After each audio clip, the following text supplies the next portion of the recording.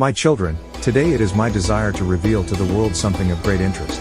The subject is Egypt, of which I will give you unrecorded history of the great land which historians write upon hypothetically. You people of earth do not know the truths of Egypt, where lie the pyramids and Sphinx. The Sphinx. The Sphinx is an object which is very well known, but mankind is ignorant of its true history. The beginnings of the Sphinx go back before the First Dynasty of the Pharaohs of Egypt, a dynasty unknown to mortals, the period following the sinking of Lemana, known today as Atlantis. The Sphinx was the Hyiptian conception of what Mikaal is to you today. I have heard it said that my picture is like the Sphinx, and perhaps, this is so. I will reveal something to you, my children, hitherto unknown to mortals. The Sphinx guards the remains of my temple in Elhonia, now known as Giza, the capital of Drunhia, now called Egypt, the capital in the Yanihian period, the first race of the Earth planet. Unknown Egyptian structures. Well below the sands of the desert is a group of buildings of Yanini. Very little of the temple remains and not of the inner temple. There is, however, a portion of the great central hall of worship. The circular audience chamber is almost intact without a roof. It was in the audience chamber that the lesser adepts of Yanini conversed with us and with visiting lesser adepts who came from the other countries of my 11 brothers in Yanini, as this earth was once named. The tombs which your explorers find today are almost intact due to the preserving qualities in the sands of Egypt. I have told you in my book The Winds of Truth that there were 12 chairs of the adepts. These chairs, saturated with the cosmic rays of God, remain intact to this day. There stands too a portion of the House of Initiates, where there dwelled certain groups of initiates ready to pass, after segregation, to the higher degrees. The great dormitory is also there and a portion of the great room of the breaths, used for the early dawn and evening glow adoration of the Godhead, a period when the initiate was immersed in the full solar rays, indrawing by deep breathing the solar essences. The subterranean stream, which flowed beneath the temple buildings in Yanini, is still in existence and now finds its outlet near the delta of the Nile. Only through spirit contact can these great historical truths come to light. How else could they be known? Hypothesis is a fabrication. The Hyptian/Egyptian lands are teeming with history, the home of some of the great temples of Yanini. Unknown items in the pyramids. Ancient scripts of papyri and drawings lie hidden in the foundations of the pyramids. Manuscripts, penned by the hand of the beloved master are there, written by him when he went to Egypt, the only words he ever penned, describing the rites of the initiations of Yanini. You must realize that the Great Pyramids are situated as an iceberg rests in water. Less than 1/3 of its bulk shows above the line of vision.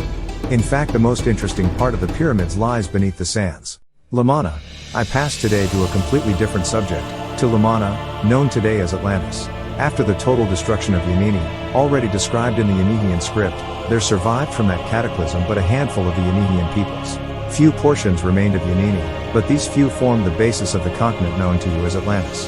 After a period of about 500 of your years, a new race of souls was projected to the Lemurian continent from the planet which you call Jupiter, its true name being Koaloisht. These peoples arrived in Lamana in an adult condition of being. It was, in fact, the rematerialization of a race, sent for the purpose of karmic payment, after no advance in spirituality. Sent, I repeat, to this Lemurian continent in order that they might have a further chance of advancement, not attained upon the planet Jupiter. These races were the direct forebears of certain races still in existence on your planet. They settled here under the guidance of the lesser adepts, who, having been trained for this purpose in Yanini, took control of the new inhabitants of Earth. The Yanihians who survived destruction joined them, and finally intermarried with them. Lamana was one enormous continent, an island set in the mid-Atlantic, after the sinking of the waters, which submerged Yanini, not divided up into groups of lands.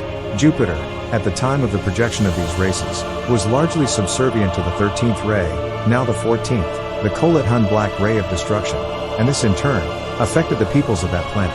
Therefore, it was a degenerate population in Lamana, except for the Yanihians. Together with these races, came the forebears of your destructive animals, and two, for the first time, the snake appeared. Thus, in this Lemurian age, began the fall of man. Mankind fell, slowly, to unspeakable depths of degradation. Mechanical inventions appeared for the first time. Men flew in machines, the harvests were gathered in by machinery, even a type of telephone was used for conversation. Thus, the brain advanced at the expense of the spirit. Men and women cohabited with animals, hence the appearance of that race of semi-animals, the anthropoid races. Sensation-seeking was rampant everywhere. The painters and artists vied with each other in the production of the most foul pictures and mural paintings. Debauchery ran riot, sadism appeared for the first time in the history of man. There were two exceptions among this vile race of beings, the Yanihians and the Jabukas, the direct forebears of the red-skinned Indian races.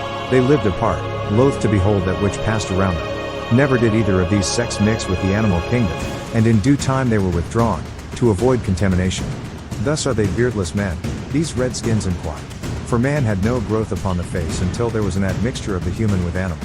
The great gift of free will was given by eternal beauty to this maddened race, to save them from themselves, but they abused it, they ignored the Godhead, of whom they were fully aware.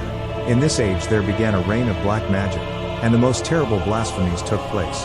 Men and women were born with teeth for the first time, for the purpose of devouring animal meat, a vile proceeding. Their houses were built of stone hewn from the solid rock, for the Lemurians were a physically powerful race, and took upon themselves some of the strength of the animals. Drunkenness was common, owing to the imbibing of a brew which they made and left to ferment. Made, I say, from a despicable source we shall not name here. Thus did the world slowly sink to ruin. The Lemurians lived to a great age, some until they were 700 years of age. But slowly, the age grew less, owing to debauchery and bad living. Thus, towards the end of this besmirched race, death took place, often violently, at the age of 60 or 70 years. Your short lives on this planet are owing to many of you being direct descendants of that race. This admixture of the animal evolution with the human evolution, two entirely different evolutions, happened after the Jabukas and the Yanihians had been withdrawn back to spirit. Thus, the Lemurian race, which lasted for 2 million years had no end. It is quite impossible for me to go into further details of the sin and horror of that land. So came the cataclysm which ended Lamana, brought, by direct order from the Eternal One, through the powers of the 12 atoms. I, as watcher, had to see that it was well and truly carried out. Thus sank beneath the purifying waters, the great continent of sin, the land which utterly spoiled the future races of men, the land which has delayed this earth's progress by 2 million years. But the purity of Yanini will return one day, for which I thank the greatest one with all my being. Sin has darkened your world once, but a new dawn breaks in the Aquarian age. Footnote: the year 1941 is a momentous one for planet Earth. It sparks the ushering in of the new Silver Age, the second coming of Master Jesus, and the love of the solar planes will pour upon this dark little planet, and so raise it back to its infinite maker. Kam blihi amnati da.